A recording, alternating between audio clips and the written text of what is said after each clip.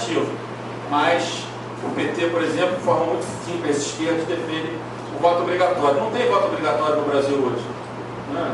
Você paga R$3, você justifica. Então, eu acho que deveria ser voto facultativo. Até porque a gente tem visto das últimas experiências, alguns falam que é a classe média que vai votar se tiver voto facultativo, mas não é isso que tem acontecido. A classe média, quando a eleição é perto do feriado, porque ela viaja, quem fica para votar é quem tem mais interesse na eleição de um deputado, de um vereador, do prefeito e do governador. Lembro de 2008, né, que os eleitores de classe média do Gabeira viajaram para o seu feriado e o Eduardo deu eleição pela abstenção na Zona Sul. Bom, antes de abrir para as perguntas, vamos então ouvir o presidente da Câmara Municipal de Niterói e o vereador Paulo Vagueiro. Na verdade, eu queria abrir com as perguntas, mas também gostaria de fazer os agradecimentos. Primeiro, agradecer ao OAB, pela iniciativa de estar convidando aqui o presidente da comissão. Uma oportunidade, há 3 semanas atrás, eu fui a Brasília, junto com o deputado Sérgio Feita, que me levou lá na... Estava no avião comigo, eu não quis vir. Ah, é? Pois é, então, estivemos lá batendo um papo preliminar, justamente preocupado com a reforma política. E para a gente agradecer o deputado estar aqui hoje, bem na cidade de Niterói, fazendo esse encontro para falar um pouco sobre a reforma política. Mas nós temos acompanhado a imprensa e tem alguns movimentos. Ontem mesmo, se foi ontem, antes de ontem, nós acompanhamos que lá no Senado foi aprovado em segunda discussão já para a eleição na proporcional. Lá foi aprovado. Então, eu queria saber do deputado, a primeira pergunta, sai de lá, vai, acredito eu, que o trâmite vai para a Câmara de Deputados, e depois a Câmara de Deputados, ele é sancionado, vai para o... A emenda constitucional, ela precisa aprovar, passar o mesmo texto, primeiro e segundo turno, nas duas casas. Se mudar o texto, ele fica fazendo ping-pong. No caso do fim da coligação, você não tenha dúvida que na Câmara não passa de jeito nenhum. Não passa de jeito nenhum. Porque hoje para pulverizar os partidos médios, onde a maioria dos parlamentares que está lá foram eleitos em coligações. Por isso que eu acho que o voto majoritário, o voto do distritão, ele passa porque ele acaba com a necessidade das coligações, mas ele não inviabiliza a participação de ninguém. Por exemplo, o PCdoB, ele vai ficar com o distritão. Os partidos pequenos, eles vão ficar. Mas eu acho, na minha opinião, eu acho que você vai poder caminhar para o sistema majoritário, os mais votados, e você vai restringir, vai reduzir o número de partidos, pelo que eu falei aqui inicialmente. Eu não entendo que ninguém vai ser obrigado, que vai colocar cláusula de fidelidade partidária. Talvez se há uma primeira janela só no primeiro momento, já que se mudou o modelo, para quem quiser fazer as suas mudanças, daí para frente, trocou de partido, a perda do mandato automática. Então, trocou de partido, a Câmara já declara a troca, já chama o primeiro suplente. Então, eu acho que esse é o modelo que tem chance de passar. A fim de coligação, o Senado aprovou, mas o Senado é majoritário. O Senado, eles não têm o problema que o deputado tem de formar uma chapa hoje para se eleger. Se você olhar do PP, PR, dali do PSD, PP, quarto partido, PR, PP, PRB, nós somos um partido pequeno hoje, votaríamos pelo fim da coligação. Mas ele não tem voto para você aprovar o fim da coligação. Não pode ser algum. Tá. A outra foi apresentada uma proposta pelo PMDB, com uma série de emendas, entre essa que caminha mais ou menos para o perfil do distritão, a proposta do PMDB. E aí a pergunta é, essa proposta do PMDB, o deputado acredita que ela passa na íntegra pela Câmara de Deputados e o Senado acompanha? Porque o que pode acontecer se virar essa questão ping-pong e acabar não aprovando nada, ou não? O presidente Renan Calheiros disse ao deputado Eduardo Cunha que o distritão passa no Senado. Passa no Senado. Ele diz que passa. Eu não sei como é que... A gente tem que construir a maioria na Câmara. Eu acho que dos modelos que nós temos, esse é o que tem mais chance de passar. Ele não é perfeito. Outro dia o Jair falou, mas só tem na Jordânia e no Afeganistão. Mas o atual não tem nem na Jordânia nem no Afeganistão. E a gente não pode, aí brincando, tá? E a gente não pode ficar olhando, como eu disse aqui, eu não posso ficar olhando o alemão. Eu não moro na Alemanha, nenhum de nós, o nosso eleitor não pensa igual ao alemão. Então, a Alemanha construiu o seu modelo, né, a gente sabe, para afastar o comunista do lado, né, para afastar o nazista do lado, que é um modelo, né, em base aos seus problemas. Nós temos que criar um modelo em base aos nossos problemas e às nossas soluções. E aquele plenário da Câmara, que quem vota, quem foi eleito pelos brasileiros para representar a população, ele não vai votar um modelo que não seja, que não dê a ele condição de ele disputar a próxima eleição. O sistema de lista, que muitos defendem, o PT defende, porque o PT tem lá 20% da representação na sociedade, e para ele é bom. Deputado, o senhor não acha que o distrito vai personalizar demais o parlamentar? Porque isso se torna uma contradição colocar a fidelidade partidária, digo, redistritando, entre os mais votados, fulano, meu fulano, 21, maravilha, caso do Niterói especificamente, 21, aí está ligado ao partido A, B, C, D. Eu acho que quem ganhou a eleição nesse caso não foi o partido, foi o candidato. E aí você amarrar a coisa ao partido fica complicado. Eu entendo que fica complicado, fica muito complicado, porque personaliza. O cara é o mais votado. Bom, ele acha que é o detentor do mandato. Bom, eu acho, inclusive, que é o rompimento, é o fim de partido político. Coisa que nós nunca tivemos aqui, a candidatura avulsa, como nos Estados Unidos, por exemplo, passa-se a ter o quê? As candidaturas avulsas. Porque, na verdade, o distritão, o sujeito vira dono da vaga, que acha dono da vaga, até porque ele o é. E aí eu poderia muito bem, eu, Paulo Neto, independente de ter uma ligação com o PSDB, se eu fosse presidente do PSDB municipal, momentaneamente, sair candidato e por isso simplesmente ganhar, e sem partido nenhum. Eu acho que acontece isso. Ou não? Isso não vai acontecer porque o voto avulso no Brasil não vai passar. Né? Se passasse, você poderia. Segundo, aonde tem voto avulso, a representação é quase nenhuma. Nos Estados Unidos é muito pequena. Né? Eu acho que hoje nem tem parlamentar hoje no parlamento americano, deputado avulso. Então, isso é uma coisa. Eu acho que a grande crítica do distritão é o enfraquecimento, possível enfraquecimento dos partidos.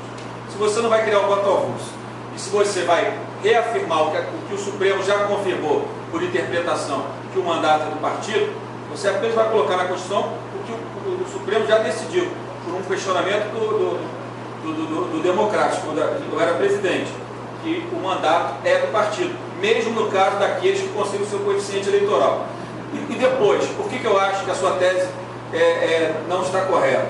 Porque é o seguinte, hoje, um político vai para um partido, eu não estou querendo desmerecer partido nenhum, até porque o meu partido hoje não é um partido grande. Você sai de um partido grande, vai para um partido pequeno, porque você vai compor uma coligação de partidos pequenos, tem que ter não sei o que para cá, 5, 6 partidos pequenos, porque nessa equação você comanda, você vai olhar aquela chapa, vai dizer, não, aqui com 10 mil votos para deputado federal eu me elejo. Se eu tiver no Democratas, eu tenho que ter 50 mil votos. Se eu tiver no PMDB, eu tenho que ter, também nessa última eleição, 50 mil votos. Então ele não vai para nenhum dos dois partidos que tem cara, né, o PT, o PSDB, e vai pegar lá um partido pequenininho, não vou citar não para não parecer que é contra A contra B, vai juntar com mais dois, vai todo mundo fazer o seguinte acordo, que depois ninguém cumpre. Né? Vamos todo mundo disputar, quem ganhar, depois vai todo mundo para o gabinete porque ganhou. Não é assim que acontece? A prática não é assim que acontece? Não é assim? Os partidos pequenos é assim que acontece. Depois o cara ganha e não cumpre nada, é assim que acontece também.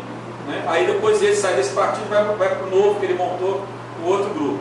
Então na hora que você tiver fidelidade e você não tiver voto avulso, para que ele vai disputar num partido pequeno se ele vai ter que ter voto para ser vereador, deputado federal, deputado estadual? Ele não tem nenhum motivo para não estar no PSDB, para não estar no PMDB, para não estar nos nossos partidos, porque se ele vai depender exclusivamente da capacidade dele de liderança na sociedade para ter voto, ele não tem nenhum motivo, garantida a fidelidade partidária como hoje está garantida pelo Supremo para estar num partido pequeno. Então, acho que esse é o motivo para você automaticamente reduzir o número de partidos. E você garante, pelo próprio resultado de 2014, aqueles que são partidos menores, mas que têm uma ideologia forte, como o PCdoB, o PSOL e outros, você garante a eles, pelo resultado de 2014, que eles inclusive teriam mais deputados que ele tem hoje, porque eles têm representação em alguns segmentos da sociedade, das minorias, entre outros. Então eles acabam perdendo a eleição, porque o coeficiente tira deles uma ou duas vagas, como tirou na eleição de 2014, se o modelo fosse um distritão. A cláusula de barreira vai ser discutida de forma. Cláusula barreira não passa na Câmara dos Deputados. Você tem 28 partidos. Não, se você querer botar a cláusula de barreira, você pega todos os partidos médios para baixo, todos ficaram contra. Como eu disse, nós defendemos a cláusula de barreira, nós aprovamos o projeto de lei da cláusula de barreira e o Supremo, alguns anos atrás, quando ela foi ser implementada, declarou a sua inconstitucionalidade. Por que declarou? Porque foi redigida de forma errada. Ele tirava os direitos dos eleitos. Então você ganhava o seu mandato, não atingia a cláusula de desempenho, qualquer um que seja 1, 2, 3, 4, 5%, mas você era deputado. Mas deputado de segunda categoria, porque você, por não ter feito a cláusula de desempenho, você não tinha direito à liderança e tal. Então o Supremo derrubou por esse motivo. O presidente Toffoli teve na comissão e disse: se vocês quiserem aprovar a cláusula de desempenho, a cláusula de desempenho significa que não haverá mandato. Se o partido não atingir o 1, 2, 3, 4%, o deputado não ganhou a eleição. Ele fez a votação e ficou sem mandato e você faz o recálculo. Então, a minha convicção, claro que na PEC que a gente vai botar para votar, todos esses temas vão estar nela. Quer dizer, não se assustem, porque o Rodrigo disse que não vai passar, do meu ponto de vista, posso estar errado também. Mas estarão na PEC, mas estarão divididos por capítulos, para que quando a gente chegue, quando a proposta chegue no plenário, cada um possa destacar o que quiser, para dar oportunidade para que qualquer um dos temas possa ser destacado, para que não fique muito misturado, para que um tema não contamine o outro. Mas eu acho que a cláusula de desempenho, num parlamento de 28 partidos, onde o maior tem 60 parlamentares. Eu lembro quando eu cheguei na Câmara dos Deputados, no primeiro mandato, no último mandato do presidente Fernando Henrique, estou no meu quinto, nós tínhamos 3 partidos, PFL, PSDB e PMDB, que tinham mais de 300 deputados. Quer dizer, o próprio modelo ele foi se deteriorando desde o governo Lula. Então, eu acho que essa pulverização inviabiliza alguns temas como esse. É o seguinte, eu acho que o mal do país são os vários partidos que tem. Entende? Eu acho que tem que haver alguma coisa nessa reforma política para reduzir o número de partidos. Tá? E as coligações, que é o que estraga o governo. O distritão acaba com as coligações. A governança do país. O distritão acaba com as coligações automaticamente. Se você é o mais votado, você não precisa mais de coligação. Então, essa montagem de chapa que não aparece para a sociedade é cara. Por que quem está no governo faz mais deputado? Claro, está no governo, tem as obras lá para apresentar para a sociedade, mas também tem o dinheiro que é de todos nós para montar a chapa de deputado. As chapas de deputados e vereadores hoje elas são montadas dentro dos governos. Dentro dos governos. Não são montadas dentro dos partidos. Os partidos precisam do governo para nomear suas lideranças para depois disputar a eleição. Como eu disse, por que é hoje no PCdoB e amanhã no DEM? Porque se o PCdoB apoia o governo, hoje ele vai estar nomeado no cargo que o PCdoB tem no governo. Amanhã, se o DEM estiver no governo, ele não tem. Então, tanto faz a ideologia dele. Ele vai rodar, porque para aquele que não tem chance de ganhar, vai participar da minha chapa, apenas, na verdade, o que ele quer, e de forma legítima, nada disso é legítimo. Ele quer ver como é que ele organiza a vida dele. Ele não faria isso, mas a gente faz isso. Então, o fim das coligações ele vem pelo distritão. E o problema não é o número de partidos. O problema, tem países que tem, por exemplo, na Espanha agora, 2 partidos, o resultado não foi o que eles esperavam, aqueles partidos de movimento de rua, eles tiveram um bom resultado na Andaluzia, mas aquém do que eles imaginavam nas pesquisas eleitorais. Então, o nosso problema é o número de partidos. Também o eleitor também, ele precisa também prestar mais atenção no voto dele. Porque hoje eu estou no DEM, amanhã eu estou no PMDB, depois eu estou no PSDB. E o eleitor, para ele tanto faz, o eleitor já vota nas pessoas. Entendeu? O eleitor já vota nas pessoas. Porque para o eleitor, tanto faz em qual partido o político está, principalmente na base, o vereador, deputado estadual. Porque ele quer saber se o vereador está representando, está trazendo os benefícios, está resolvendo os problemas do dia a dia da vida das pessoas. Quem é que queria fazer?